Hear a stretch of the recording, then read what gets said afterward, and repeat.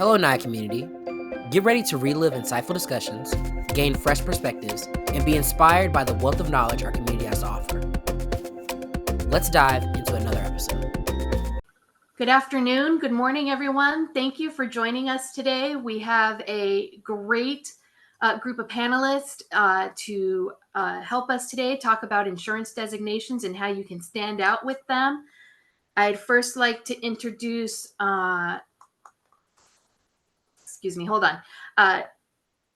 Kefentse Mandisa is one of our panelists. If you could show up and give us a brief introduction real quick. Hi, everyone. I'm Kefentse. Everyone calls me letter K for short. So everyone called me K. My own mother does, so don't feel bad for ever calling me the letter K. So I am from Detroit, the Detroit chapter. So hopefully some more Detroit people are showed up today. Let's represent. But I am a producer for the Marsh McLennan Agency here at our Detroit office, and I'm happy to be part of the panel. Thank you. Okay. Next we have Tony. Hello, can everyone hear me? Yes. Sounds good. All right, awesome. Well, hi there. Good afternoon or good morning, everyone, depending on where you are. My name is Tony Tate. I sit in Dallas, Texas. I work for Marsh as a client advisor, mainly and specifically on construction accounts, and glad to be here. So thank you. Thank you, Tony. And last but certainly not least, Angela. Hi, everyone. I'm Angela Dix. I'm representing the Indiana chapter of NAAIA. I am the Northwest Indiana Senior District Sales Manager with Erie Insurance, and I'm so glad to be here with you today. If I could ask each of you we all see the letters, hopefully, but if you could tell us what your letters mean so that we can kind of get an idea of the designations that are out there. All right, I'll jump in. Okay, so I'll just kind of start with my alphabet soup here, as you can see. So I have a MJUR, which is a Master's of Jurisprudence from Texas A&M School of Law. So that degree is a mix between law and risk management. I have a Bachelor's of Business Administration from the University of North Texas in risk management. So I was part of their amazing risk management program. ARM, that's an associate's in risk management. So I got that from the institutes. I do have my CRIS designation, which is construction risk insurance specialist. And I got that from, I'd say, IRMI at a high level. And then I have CIC, which is a certified insurance counselor. That is from National Alliance, and then an ACSR, which is an accredited customer service representative, which is also from a National Alliance. I think there's some more, but we'll be there. Angela? Okay. Well, I have my CIC, which is the Certified Insurance Counselors from the National Alliance. I have my LUTCF, which is Life Underwriting Training Council Fellow from the American College, and my CPIA, which is the Certified Professional Insurance Agent from the AINS Society. Okay. All right, and I have my MBA with the concentration in insurance and risk management. So that MBA is from Olivet College. I have an insurance program, so that's focused on that. The Chartered Property Casualty Underwriter, the CPCU, that's mainly, you see a lot of underwriters that will have that. And I used to be an underwriter, so that made sense at a point in time, but it's also a very prestigious one. So the Associate for Risk Management, you've seen that before. Associate Underwriting, again, another underwriting kind of centric, and Associate AINS, which is more general. That's usually people's first designation they ever get. Great, thanks. I'll just name off a couple of mine that weren't mentioned. So I have a CRM, which is a Certified Risk Manager, and that is from the National Alliance. I also have my Associates in Insurance Services, which is from the Institutes. I also have a CSRM, which is a Certified School Risk Manager, and that's from the National Alliance. And I'm also a Management Liability Insurance Specialist, which is also from IRMI. So lots of great programs out there. This question's for everybody. What was your motivation for pursuing a designation in the first place? I'll jump in. Curiosity. So at the root of it all for me, my motivation was just wanting the knowledge and wanting to learn. To be honest, my goal was never to do the designations or the classes or the training to back into the industry or to really stand out, which I hope that doesn't defeat the purpose of what today is. But at the root of it all, I just wanted to learn. And I think for anyone out there that I tell people that at the root of it all, I'm a teacher. Mm-hmm. And so for me, you can apply that teaching concept to wherever you are, so as I learn, I teach, and as I teach, I learn. So that was really my motivation. When I entered the industry, let's just say a little while ago.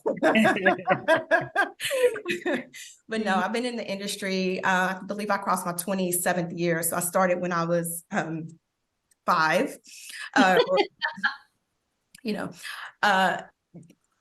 Entering into it, there was not just a lot of people with formal education in insurance.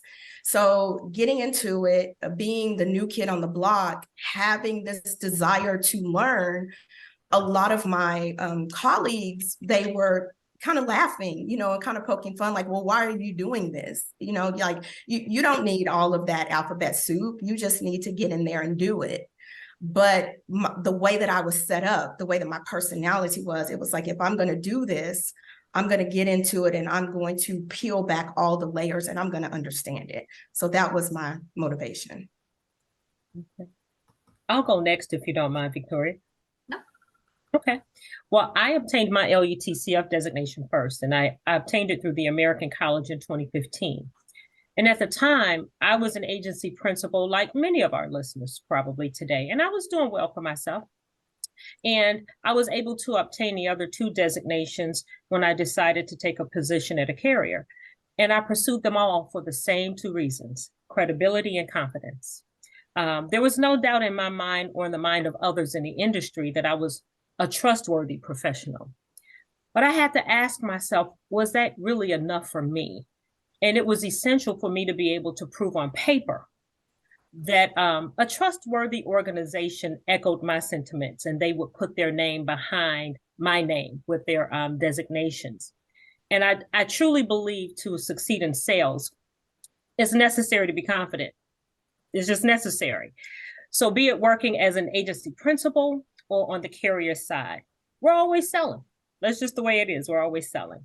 And it may be selling to an external or an internal customer. And we often ask leadership, about our next steps on the journey as we're selling ourselves. We may be selling our ideas, our passions, or just our capabilities. The designation, I think, allows, at least I thought it would, that was why I wanted to do it. It would allow me to work for a carrier and better connect with the agency side. And while I was an agent, it helped me better connect to the carrier side. Excellent. Okay. Yes, and I agree. I will say a little bit different. I will say I am good at taking tests, and I always knew and realized that. So at first, it was one, because I was a brand new underwriter. I came out of college as an underwriter, and I was always told by the underwriters' experience to say a lot of the agents are not going to want to see you. You're a brand new babyface underwriter. They're going to say, why did you stick me with this new person? And 2, they're going to try to run all over you. If they do, some may be looking at their chops, thinking I can ask for whatever I can from him because he doesn't know any better. So first, I thought it would help in that aspect, and I'm already good at test taking. So it kind of became a little addictive to me at first. And I would say that I even not that I didn't understand information, but I wasn't trying to learn it long term.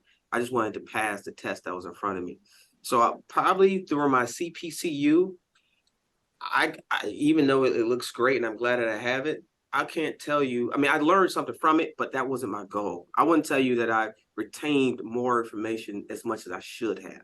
I almost want to go back and do it again so to make sure that I do retain that information. It wasn't until I got my MBA where it wasn't as not test takey, right? So it wasn't as easy, where I was kind of forced to make sure I understand everything. So now going into tests and designations, I actually do spend more time reading the chapter because I want to learn what I'm reading, not just pass the test.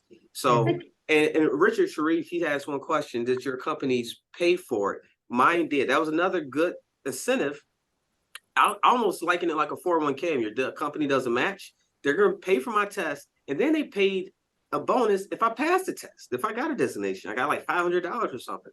So I figured, why not rack it up, look good to the agents, look good to the people, and get a little bit of bonus on top of it. And I'm good at test taking anyway. So that it was a perfect fit for me. Yeah. So Kay actually, and I saw that Tony too had answered the question. Someone did ask if your company paid for the designation. So Angela, did your company pay for designations? When I obtained my LUTCF, remember I was an agency principal. So I was with a captive carrier at that time. They did not pay for the designation. However, they did offer me an incentive once I passed and obtained the designation. When I became employed on the carrier side, I was offered reimbursement for passing the test as well. So it was some skin in the game for me. It was skin in the game. Tony? So before answering this, I want to piggyback on something that Kay said that I think is an important part, a point. I believe sometimes there can be a fallacy tied to the education and the designations, in the fact that, it can be like kind of like the Pokemon, got to catch them all. And people are really out there doing this without that desire or quest to learn. Maybe there's the motivation of, if I get this, it will, equate to more money or higher positions or things like that. I will say that once you do have these designations, believe me, you will be tested. You will hit the block and someone is going to say, hey, I see you got all that alphabet soup. So riddle me this, Batman. What's exclusion A on, da da da da. So I like what Kay said, in the fact of being very transparent and honest. It's like, hey, don't go through this just to say, I'm going to collect all these, but go through it wanting to obtain the knowledge that it has. So the question you asked, if my employer paid, was that the question? The original? Yes. Okay, yes. So yes, the first thing I got was my license. So I kind of put the cart before the horse. A little bit of background. I stopped saying I fell into it at the age of 16. And I kind of say, I decided to stay in it. How about that? So the opportunity came to me at that age. I started working for a local insurance agency. And back in the day, they called them a file clerk, so you helped answer the phones, you did all these kind of clerical things. And there were two people there that really took an interest in me. And thankfully they did. And they said, hey, do you want to do what we do? And as a young, kid not knowing, I'm like, hey, yeah, I want to do what you do, and that's what kind of started this path. So the first thing they said was, okay, you got to get licensed in order for you to be able to talk to customers, about insurance. In the state of Texas, you must be licensed. So that was my first, I would say, probably like introduction into like that learning process and that test taking. And in that, I was like, hey, I like this. This is awesome. So, like I said, my cart was before the horse because I was already working in the industry. And then I started going and getting you know, those different designations. So then I moved on to ACSR, which, you know, at the time being new and fresh, to me was like a natural kind of progression, because then that gave me the basics of insurance, kind of the insurance 101, what is liability, what is auto, you know, what's workers' comp. My employer did pay for that. So they did pay for the license for me to take the test, and then did pay for that ACSR. I will say, as I did my tour of agents in my career, I did my stints in different places. That was one of the things that I actually negotiated from the beginning. Is I said, okay, hey, you know, I have the ones that I have, I'm bringing. So there's a continuing education requirement that goes along with that. And then there are some more that I want to get. Is this company willing to pay for me to maintain what I have, but also for me to get more? So I got that understanding up front. When it came to the bachelor's degree, that company did a reimbursement program. So you would pay out front, you know, for the classes, and then depending on the grade that you made, you would get, you know, reimbursement. So if you got, you know, an A, you would get 100%, you know, B, 75%, C, 50%. So in doing that, I played this game that I call Gotta Get an A. And when I tell you that Gotta Get an A game to get my money back, it cost a lot. You know, it was a lot of time. It was worth it, but it was a lot of time. It was a lot of devotion. It was a lot of dedication, because I needed to understand these classes that I was taking, because I needed to get that A to get that reimbursement. And as I got that reimbursement, I just took that money and started rolling it and flipping it. So, you know, that was my plan. I will say the only one that I did pay out of my pocket that was not reimbursed by an employer was the MJUR, the Master of Jurisprudence from Texas A&M. So hanging in there for a second, Tony. Someone's asked if you could tell them where you received your MJUR, and because they were interested in that. So back in 2017, Texas A&M started a program, and it was their School of Law. And it was called Master of Jurisprudence. So you could do it in two kind of tracks. You could do the risk management track, or you could do the finance track. And so already being, you know, in the industry, of course, I chose the risk management. I'll say this, once I got started and in the industry and I started reading these things and taking these classes, the classes helped me realize that your policy, and Kay said this in our practice session, the insurance policy is a contract. It's legal.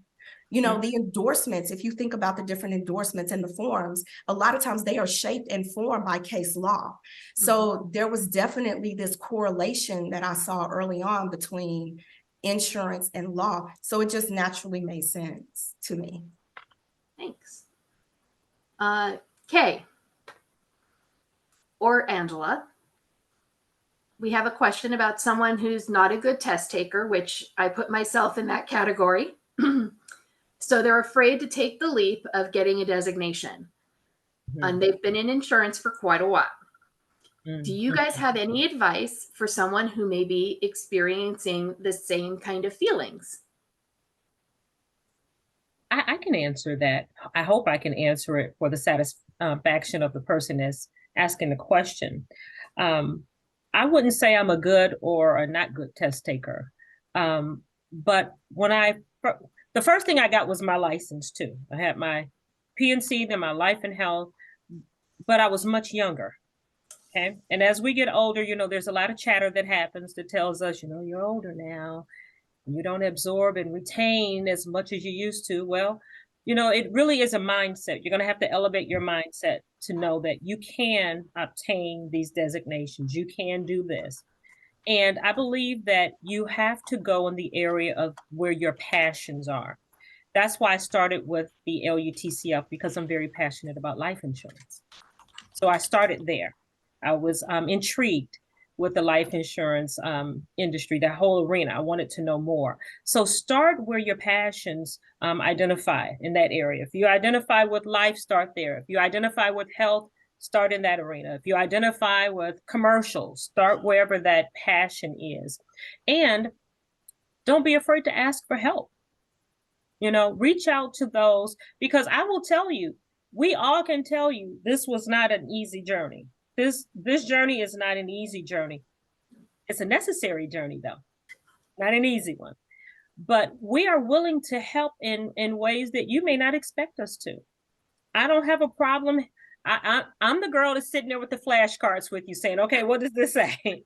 What are flashcards for you, I'm the one that's on the phone with you at 7 o'clock at night when you're crying, thinking that you can't do it. I'm telling you, yes, you can. You can do this. Remember when you couldn't do this 2 years ago and you did it? I'm that girl. So identify with those that want to help you, and we can pull you along. That's one of the great things about NAAIA. We're all here to help you come up. So even if you think you can't, the first thing you have to do is change your mindset and then decide where you want to go and get the help that you need to get there. I agree. Go ahead, Kay. Sorry. The only thing else I would add to that is throwaway deadlines, throwaway times that I would get the book, get the study material. Don't say I need to get it within the next month or so. You're just give yourself anxiety, and you actually just try to learn for the test and not to actually learn and retain the information. So I would throw away deadlines. That's number one. And two, and like Angela said, reach out to someone who's experienced. Because what I did with my cousin, he's studying for a designation. We would read through a chapter together, and then I would explain it to him in layman's terms. He already in that industry, so he understands the basic knowledge of the basic language. So if someone's there walking it through you, like, this is what it says, this is what it means. Actually, you do this kind of every day at work when you do this, task. So have somebody who can relate it to you helps a lot too. I agree with Angela and Kay. The only additional that I would add is find your way to learn. Find your way to process the information.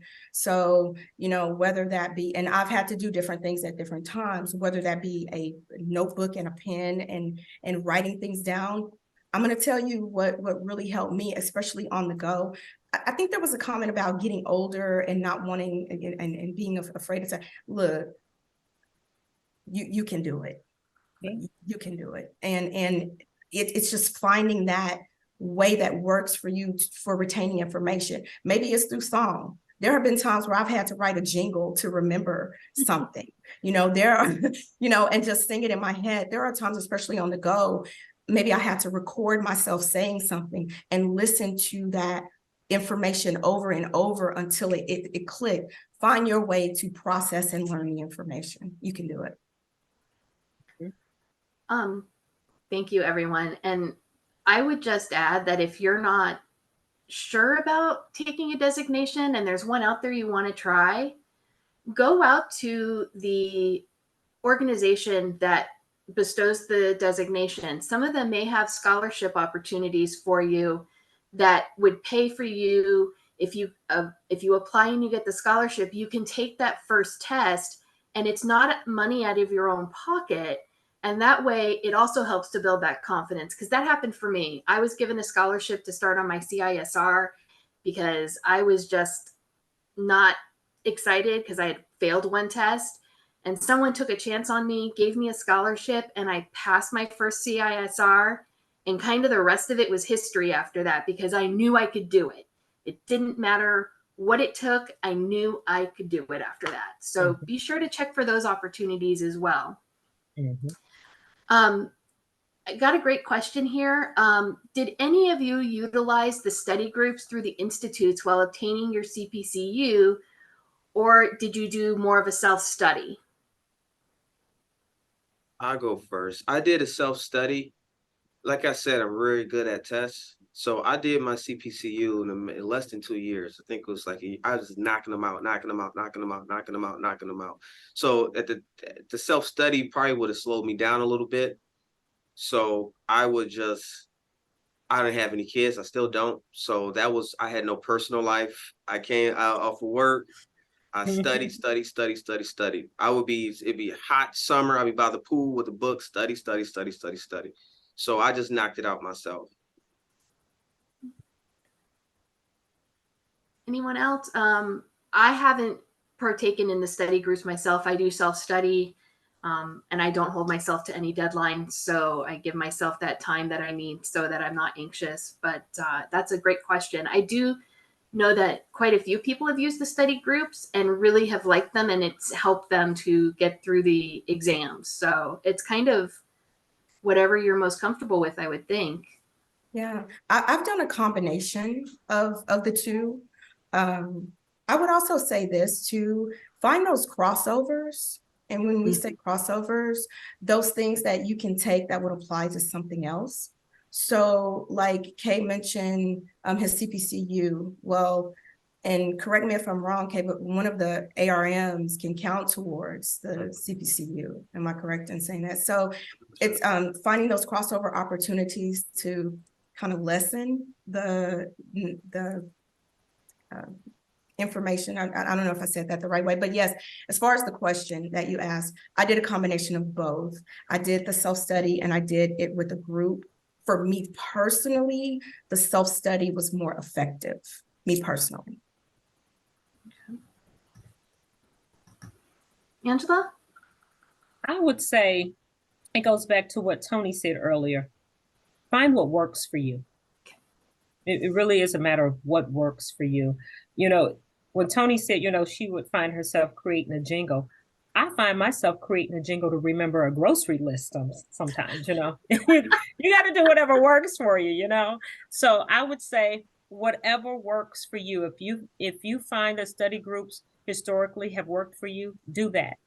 If you have found them to be challenging, maybe you don't do that, you know, just whatever works for you. That's definitely great. Somebody in sales is asking if designations are really worth it if you're doing insurance selling. I would say yes, but anyone on our panel want to answer that? I can speak to that. As I mentioned earlier, I was an agency principal. In fact, I had an agency for 14 and a half years. And I obtained my LUTC at that time. And I also at that time had my Series 6 and 63. And I think that is very relevant because everyone that's selling insurance has an insurance license. At least they should. They have an insurance license. So that's a level playing field. I think it's important that if you're going to be in sales, you want to stand out. Think of yourself in anything that you want. Okay, if you had a heart problem, you want to go to a really good cardiologist, not a general practitioner. Doesn't mean the general practitioner can't help you. You want a specialist. If you have a high-end car, you don't take that car just anywhere. You want a mechanic that is skilled. So I think that a license gives you an entry ticket into the industry. But I believe that the designations allow you to have an experience in the industry, and it allows you to stand head and shoulders above your peers who are not taking the time to get the designations. And you can dig a little bit deeper and present more confidently and with better knowledge to your customers. I mean, when you think about it, people are coming to you to protect a lot of stuff. A lot of stuff that means that means the world to them. Why wouldn't you want someone that has a high level of skill? And that's what that designation can do for you. I agree. I'm in sales. I'm a producer. So that's my job. That's the number one goal, right? And I think like Angela said, that the barrier to entry into our profession is very low. You pass that insurance exam that if you're good at taking tests like me, you may study for a month and you have your license. And now I'm qualified to insure someone's home and auto or someone's mega multi-million revenue manufacturing business, because there's no separation there. That one license grants you to be a professional for all of those things. And having those designations helps, especially with clients who may be a little weary of working with you because they are maybe they're managing a big multi-million-dollar manufacturing account. They want to make sure that you know what you're talking about. So it helps there. But also, you know, part of the way that I sell is a lot of presentations. There's a lot of showing my industry knowledge. So even if you do a presentation and someone's introducing you, we want to bring up to the stage, this man has multiple industry designations in CPCU, ARM, AINS. The audience may not know what it means, but they're impressed. You know, so it helps. It helps to have you credibility. You just have to use it not in a smug and not in a pompous, I'm better than you kind of way, but use it. You went through all that work. Make sure it's broadcast professionally, and make sure it's done so not in a tacky way, but it can be used to help grant you business. And it's just every little thing that you do is going to be a vote for one thing or another. Vote for, all right, this man that knows what he's talking about. He's intelligent. He knows that the insurance policy is like a contract. He knows how to read that contract. Just showing up, being there for your client is one of them. But that designation, that's one little notch on the belt that helps. It's not in all everything, but it puts one more vote in that box there. So it's not going to just all of a sudden you get a designation and people are going to be knocking down your door for business. No, but it helps one more little notch that puts that vote into that box. I'll add to that also by saying two things. So I'm not on the sales side. So I don't, what's the term in sales? Eat what you kill. Like that's not what I do, but I'm the person that when those producers or those salespeople go out and they make the kill and they bring it back, then I'm the one with the knowledge, to provide to that client. So I will say this, salespeople with the knowledge that comes with the designations, with that understanding, it's a lot easier for me because then that salesperson has prepped this person. They understand the product. They understand the intent of what these policies are to do. They understand the crossovers so that by the time that client gets to me, I'm not having to go back and correct what that person in sales did to just sell it. So that's one of the advantages I would say for people in sales to have the designation and the knowledge. I would say too, another way where it counts, and I'm just gonna go ahead and just call a thing, but if you look at us on the screen, we are in certain categories and groups, right? So sometimes being in those categories and groups, we have to come to the table with a little bit more, right? We have to come with a little bit of tax. So that's, to me, another way in which the, education and the designations help. Can I say something else in response to Tony? Because I think, Tony, you're spot on that. And I also would challenge anyone to consider the consequences of not pursuing the education with the designations. It may be true that you're fully qualified without them, but perception really is everything. And you must always give yourself your best fighting chance. For me, I need and I want to be perceived as an expert. And I want to stand out against those who, like I said, who haven't taken the time to obtain those designations. And I believe the internal and external customers, if you're working on the carrier side or if you're working with a carrier, they appreciate the level of excellence and education that are shown through your designation. Yeah. Lynette Hart in the chat also said that you never know where you're going to end up in your insurance career. And I think that's very true for a lot of us. Our careers have taken different paths. And so whether you're in sales, whether you're in underwriting, I'm a risk manager, it doesn't really matter. It leads to that credibility that everyone has talked about as being a leader in your field and knowing your stuff. So excellent. So we have a person who's 2 years in the industry, and their background is RMI, which is risk management insurance. They're thinking of doing what is called a professional risk consultant from the institutes as their first designation, but they want to know what you would recommend for a first designation. That's a good question. I did the AINS because it is truly my first one, because it's truly a good starter. It goes over the general basics. If you're brand new into insurance and you just kind of got your feet underneath you a little bit, you maybe just started knowing the lingo and everything, I think it's easy to start with that one because it has the same framework, but it's also very basic in the knowledge. So once you pass that test, you're like, oh, all the tests are set up very similar. The process are very similar. The material is set up and delivered very similarly, but it does so at the very elementary level. So I would say that one only because it's a good introductory.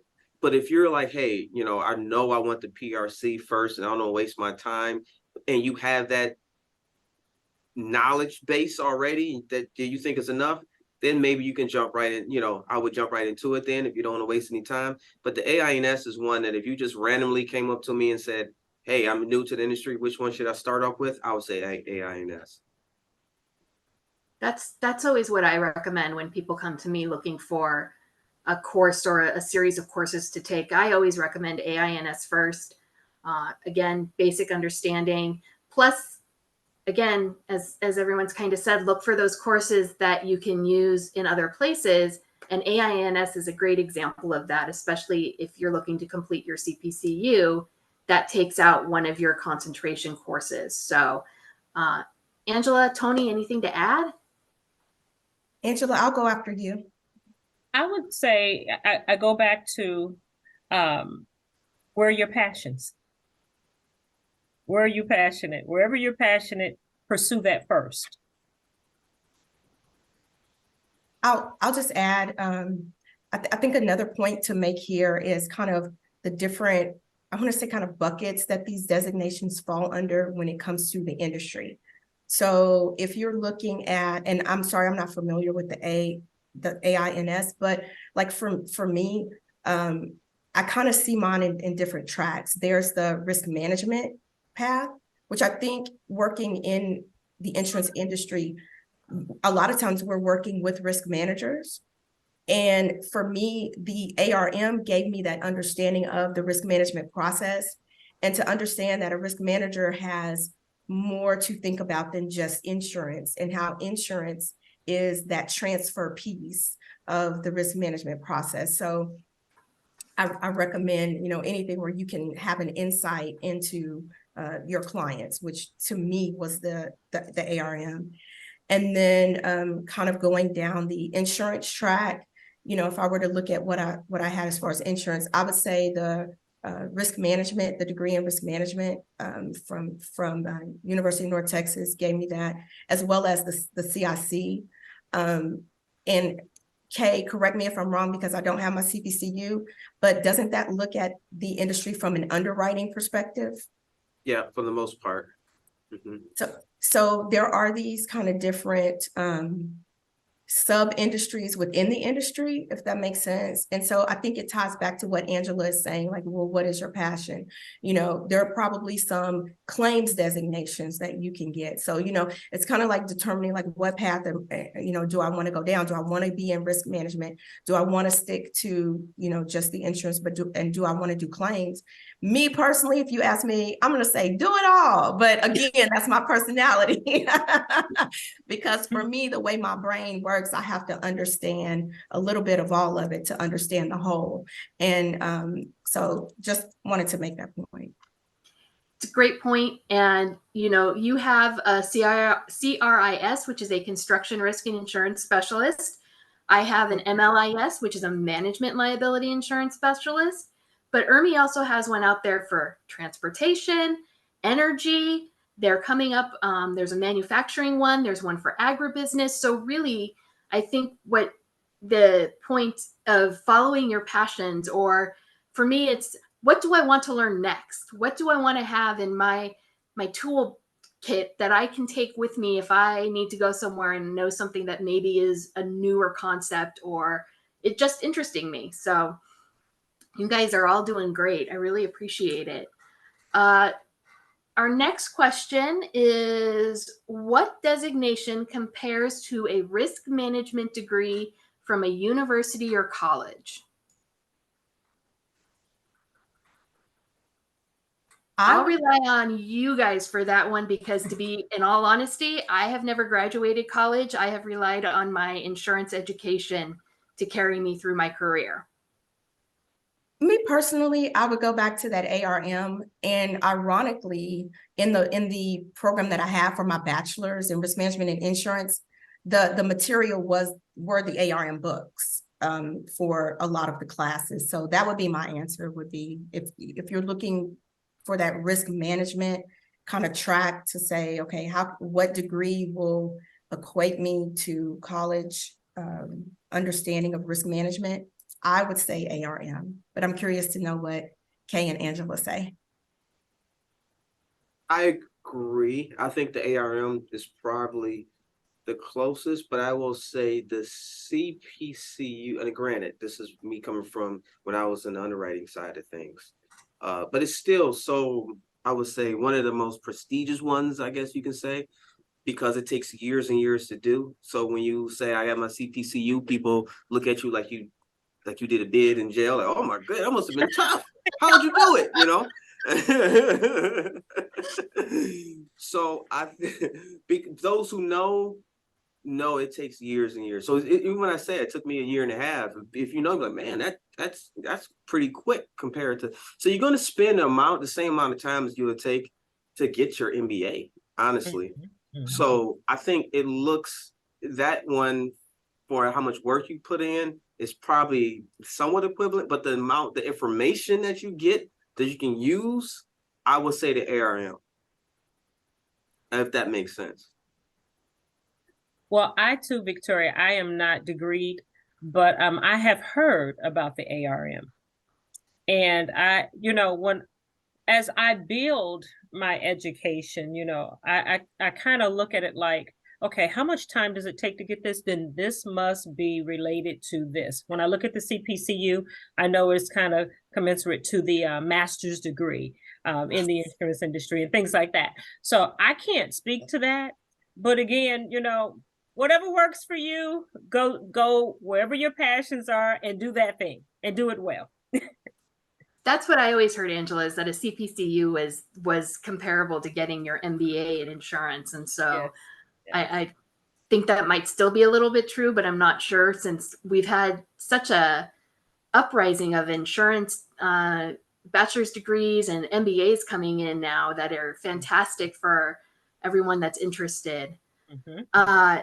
Last question here I have, and if you guys do have any questions, please make sure that you put them in the Q&A, because we are coming up on our time, but we want to make sure we've given you as much information as you want.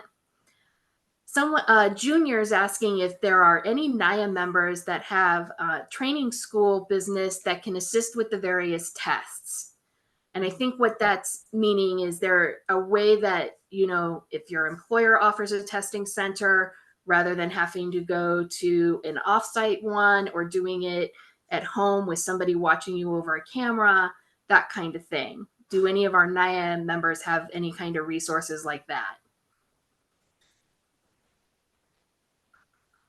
No, but that is a good idea. I actually thought about how can we put that in place here locally in our Detroit chapter, because I do think those designations are very important. Mm-hmm. I obviously am on this panel. And I want to help others in the industry get their designations as well. And I'm not finished, so I want to get some other ones as well, so we can do it together and study together and be a resource for each other. I think that's very, very valuable. The tough thing is I might want, a PRC designation, and you may want an AINS. So we're studying kind of different things. So you got to get a group of people who are going after somewhat similar to same things. Otherwise, it's all scattered all over the place. That's the toughest part about it. But that is a good idea to have like even a local center, like you said, just so everyone can go and learn and get their continuing education. Mm-hmm. I just don't know how to utilize that. I don't know how to put that in place. Mm-hmm. kind of a follow-up, are there any study groups within NAAIA that we can join? Any of the local chapters offer any kind of opportunities for education that is like a study group? There are none that I know of, but I think it would be an awesome idea. And with the way that we're able to connect with each other through the internet, electronics, you know, a lot of you younger people know this a lot better than I do. So, you know, there are ways to set up groups and reach out, you know, and connect. So I think that would be an awesome idea to start. Like Kay said, I am not aware of any that are already established, but it would be good to start. I agree. I think it would be excellent to start, because when you have someone that has a kindred spirit, I think it's very important that you connect, be it virtually or in a room. And in a room, it's really great because you have that energy already in the room. And it's just something about being in a room with someone else that's learning that makes it easier for you to absorb and retain that information. And so I would love to see NAAIA really consider how that can be done and implement that. I think that's a opportunity that the local should look into, because I think that we could make a really big impact on our membership by offering those kinds of study groups, and even looking into the ability to be able to test. I mean, having a resource for that available is great. Sabrina's asking, how do your certifications impact your salary? Kind of like, what's your return on your investment for gaining all these standout designations? I'll start with that one.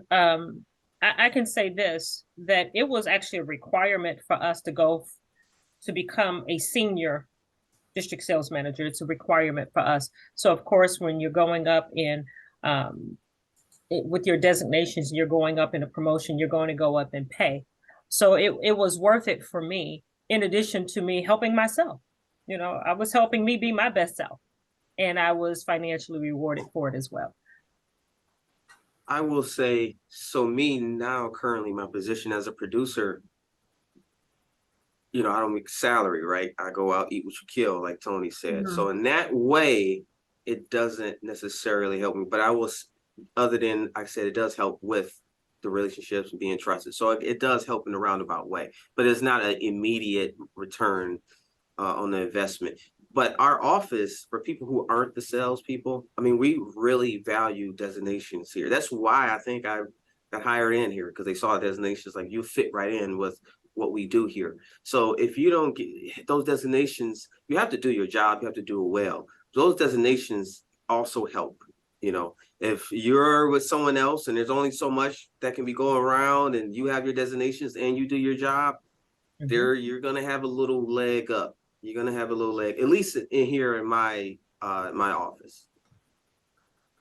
I would add to that by saying I have not crunched the numbers on that to see what the salary of someone with designations would be compared to those that don't. That may be something that can be researched and determined, you know, because I think too, it may even go to people that earn college degrees as opposed to people that, you know, have their high school diploma. You know, there's some metric to it. I have not measured it for me personally, but I will say this: when you're looking, or even if you're at a place, get a feel for what that looks like, because in some places your designations and licenses may be considered a liability, right? So they could say, oh, you have all of these things, and now we have to continue to pay for these things.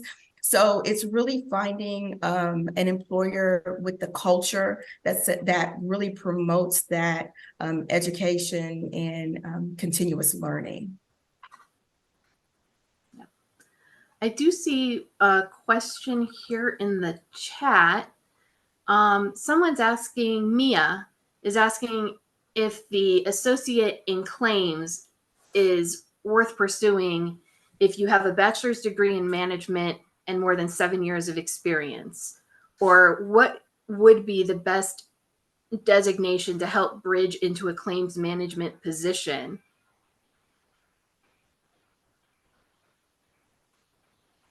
Anyone?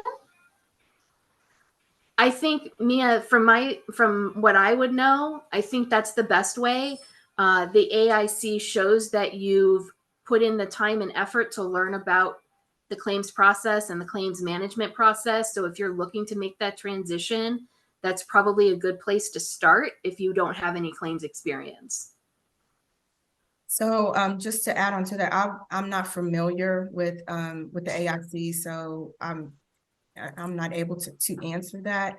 But I will say, as far as claims, one of the things that I was able to get involved in that helped was to earn my adjuster's license. And that was through a program through the University of North Texas. And I don't even think that they do this anymore, but that's when WebCE was just entering the chat. And so they collected a few students that were already, in school working on that degree, to just say, hey, we're getting ready to launch this through WebCE, for people to get their license for adjusting. Do you want to go through it? So I was able to obtain that at no cost. So that's kind of another thing, is kind of looking for those opportunities, reaching out to, if you know anyone that's in the education field, if you know any, like off the top of my head, I can name a couple people just in my area that are professors or teachers in the insurance industry, even making connections with them to say, hey, I'm interested in doing this or that, what do you recommend could also be a good path as well. Yeah, she clarified. She actually has 7 years of experience as a licensed adjuster already. So definitely the AIC is the way to go, because you'll already have that background. That'll stand out as you educating yourself further than your adjuster's license. So definitely, Mia, the way to go is your AIC. Yeah, and I saw that she's looking to pursue management, and that's when it comes. I think it goes again with the pay, right? I mean, it's different things, but when you say, "Hey, what's the return on equity?" and she says, "Hey, I'm looking to bridge into management. What do you recommend?" I think yes, the AIC will help, but also it's how you use it. If I just get the designation, and then when I have a meeting with my manager, when we talk about if I want to get a promotion or whatever the case may be, and I don't mention it or bring it up to show that this is why I buy into this. This is why I'm a professional. This is why I deserve this. I think you're doing yourself a disservice. You can do it, and if you don't use it in for your favor, then what's the point? So I think if you get it, put it in the back of your pocket. If they say congratulations, just hold it. Just hold it to the time when you're doing a review, and say, remember you said congratulations. I do this, and I got the designation, and then you can make a case for yourself. But just doing it by itself without making a case for yourself, I'm in sales, right? You have to sell it. You still have to sell it. Can't just do it and not sell it. All right, we're coming up on time here. Any last words of wisdom to share from our panelists? It's been a great discussion, and I think we've shared a lot of information, but any last words of advice for someone who's looking to either start pursuing designations or has been, anything to share? I'll leave with saying this. It's never too late to go back and get a designation and learn. Even being older, there are still some things that I want to get. So Kay, I may be talking to you about that CPCU in a minute, but there's still things that I'm looking to pursue. So I would just say out there, don't think, oh, I've been in this industry for a while. Let me say this one more thing. When you're taking the test, we didn't talk about this. Forget what you know. If you've been in the industry, however long, don't go in there saying, hey, I come into the industry with 5, 10, 15 years experience. Forget what you know and learn what's in front of you. But I would just say, good luck to everyone out there, but don't think that it's too late, and don't think that you can't. We were able to accomplish it. You can, or in these designations, and still looking for more education and designations to obtain, you can do the same. Yeah, do it. Do it. That's it. That's all I would say. Do it. I don't care what point in your career, do it. Unless you're in insurance just to get a paycheck and it's not really something that you are passionate about, then okay. But other than that, just do it. And I'll quickly say, remember, obtaining a license is good. It grants you entry to do business in the industry. Having a designation allows you to have, perhaps, a more productive and successful experience through knowledge in the industry. Thank you for watching this flashback episode with NAAIA. We appreciate your time and hope you found the insights valuable. Stay tuned for more enriching content. Until next time, thank you for being a part of the NAAIA community.